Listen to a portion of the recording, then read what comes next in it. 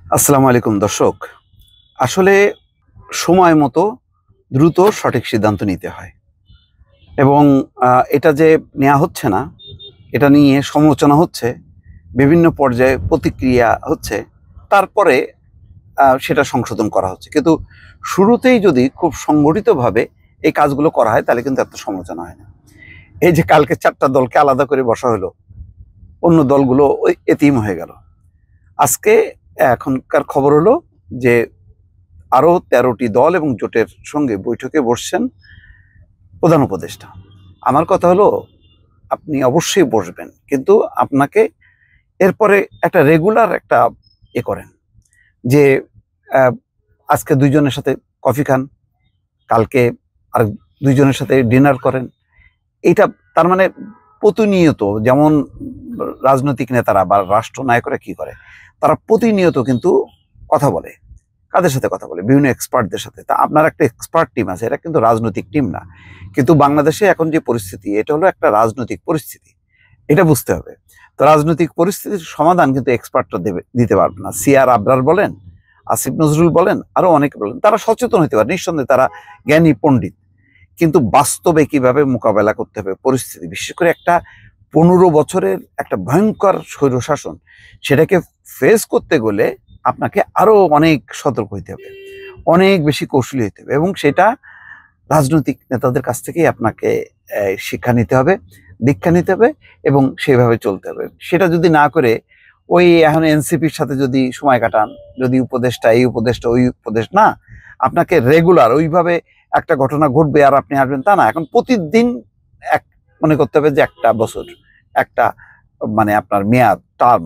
সুতরাং ওইটাকে গুরুত্ব দিয়ে আপনাকে প্রতিনিয়ত কিন্তু কথা বলতে হবে, কথা বলে সমাধান বের করতে হবে তাহলে, এবং নৈকট্যটা বাড়াইতে হবে। আপনি শুধু শুনবেন, কোনো উত্তর দেবেন না, যেটা মাহমুদুর রহমান মান্না পরিষ্কার বলছেন না, যে উনি তো শুধু শোনেন কিন্তু কিছু তো বলেন না।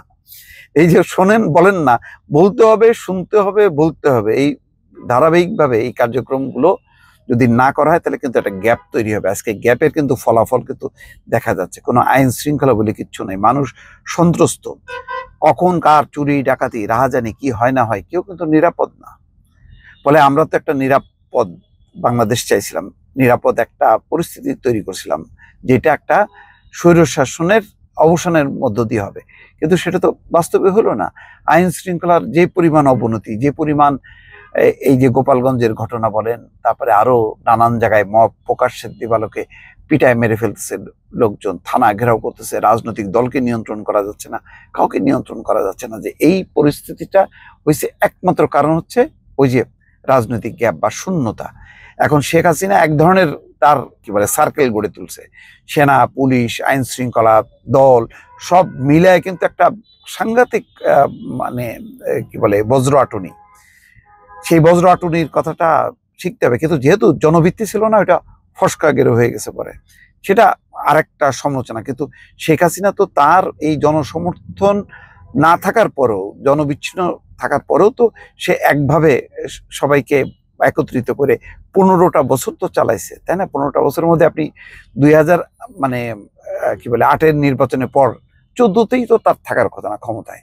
সঠিক ভোট যদি হইতো তাহলে ২০১৪তে হয়তো মানে জিততে পারতো, পারতো না, তখন উত্তাল অবস্থা। সেই সময় এমনকি দলীয় সরকারও যদি থাকতো, তা ভোট কেন্দ্রগুলো ভোট কাউন্ট করে পারতো না, এবং যেভাবে প্রতিটা কেন্দ্র ঘেরাও করে রাখতো, তাতে সঠিক রেজাল্ট দিতে বাধ্য হতো। যাই হোক, সেটা একটা নীতিগত কারণ যে তত্ত্বাবধায়ক সরকার ব্যবস্থা বাতিল করছে, সেই কারণে তারা পার্টিসিপেট করেনি, সেটা অন্য কথা। কিন্তু তার জনসমর্থন ছাড়াও সে যেই মানে শেষ পর্যন্ত এত লম্বা সময় টিকে থাকলো কেন? তার একটা চতুর্দিকে নজর ছিল, কোথায় কখন কি করতে হবে সেটা জানতো। এখন আপনি জনসমর্থন থাকলেও কিন্তু আপনার ওই প্রশাসনিক সেই দক্ষতাটা নাই, কোথায় কখন কি করতে হবে আপনি জানেন না। এই কারণে আপনার মনে করতে হবে যে সরকার কিন্তু কোনো টেকনিশিয়ানদের দিয়ে সরকার চলে না, প্রকৌশলীদের দিয়ে চলে না, সরকার চলে রাজনীতির ভিত্তিতে। ফলে রাজনীতিবিদটা আপনার যতই মনে হোক না কেন, তারা অচ্ছুত, কিন্তু তাদেরকে আপনাকে তার পরামর্শ নিতেই হবে, এর কোনো বিকল্প নেই। আলটিমেটলি দেশ শাসন করবে রাজনীতিকরা। ফলে আপনি রাজনীতিকদের সাথে কথা বলে বলে বলে তাদের, আপনি চিন্তা করেন এবং আপনার চিন্তাটাও তাদের মধ্যে দেন। কিন্তু আপনি অকেশনালি মাঝে মধ্যে বসবেন না, হবে না এটা। তো যাই হোক, এটা একটা ভালো, দেরিতে হলে একটা ভালো উদ্যোগ হয়েছে। ভালো থাকবেন। আল্লাহ হাফেজ।